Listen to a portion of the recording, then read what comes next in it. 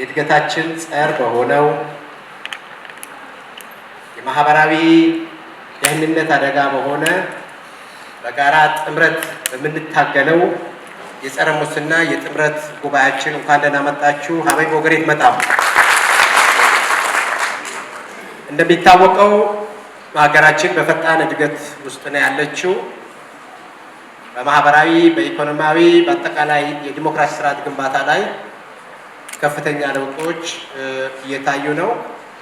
ይህ ለውጥ ቀጣይነት ሊኖረው የሚችለው በስነ ምግባር የታነጹ ዜጎችን የማፍራት በዚህ ታማኝ ሆነው የሚሰሩ መሪዎች የማፍራት ጉዳይ ነው።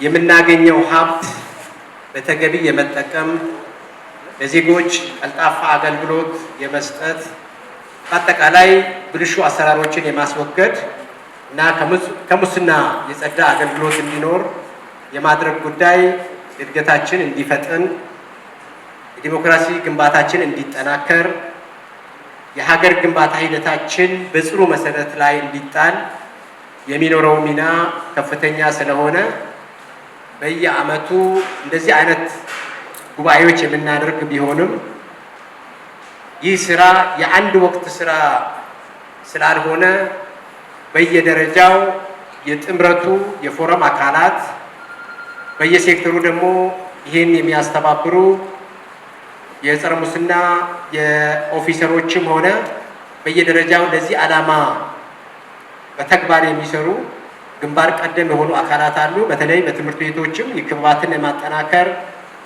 በስነ ምግባሩ የታነጸ ዜጋ እንዲፈጠር የማድረግ ጉዳይ አልፎም ችግር የፈጠሩ አካላት ሲኖሩ ደግሞ በሕግ ተጠያቂ አስተዳደራዊ ስርዓት ላይ ተጠያቂ የሚሆኑበት ስርዓት እንዲሁም የፖለቲካ እርምጃዎች እየወሰድን መተናል።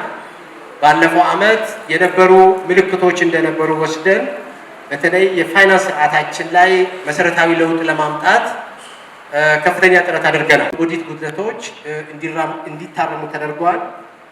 ሁለተኛ በጸረ ሙስና ኦፊሰሮችም ሆነ በሌላ አካላት የሚመጡልን ጥቆማዎች መሰረት በማድረግ ጥልቅ ፍተሻዎች በማድረግ በፋይናንስ ስርዓታችን ላይ ያሉ ጉድለቶችን ለማረም ጥረት አድርገናል። ይህ በመሆኑ ምክንያት ባለፈው ዓመት ብቻ ብዙ የተለየ በጀት ባይኖረንም ከ187 ሚሊዮን ብር በላይ የነበረን ዕዳ መክፈል ችለናል። በዞንም ሆነ በክልል ቆሞ የነበሩ ፕሮጀክቶችን ማንቀሳቀስ ችለናል። እንዲሁም በከፍተኛ ሁኔታ በኦዲት ጉድለት ናቸው ተብለው እንዲታረሙ ተቀምጦ የነበረው መነሻ በማድረግ የኦዲት ጉድለቶችን የመመለስ ስራ ሰርተናል።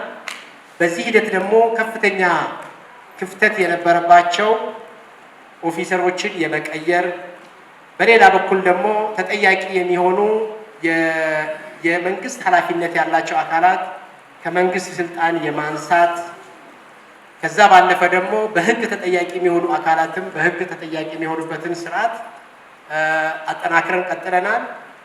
ይህ ብቻ በቂ ስላልሆነ ቀጣይነት ያለው የጸረ ሙስናውን ትግል ለማጠናከር እንዲሁም በስነ ምግባራቸው የታነጹ ዜጎች እንዲኖሩንም የማስተማር የማሰልጠን ስራዎችም ትኩረት ተሰጥቶ ሲሰራ ነው የነበረው። ይህ በአንድ ጀንበር የምናጠፋው ሳይሆን በየምዕራፉ የምንሰራው በየምዕራፉ የሚገጥሙንን ችግሮች ደግሞ በየምዕራፉ የሚኖረንን አቅም በመጠቀም የምንሰራ ይሆናል።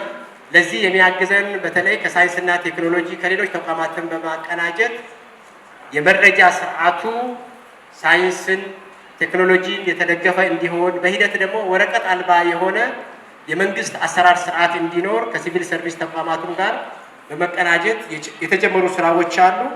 የመጨረሻው የሚሆነው የሰው ልጅ የማነጽ የማስተማር ሂደቱ በቂ ስላልሆነ ብዙዎች በዓለም ደረጃ በትልቁ ለውጥ ያመጡበት መንገድ የቴክኖሎጂን የመጠቀም ጉዳይ ነው።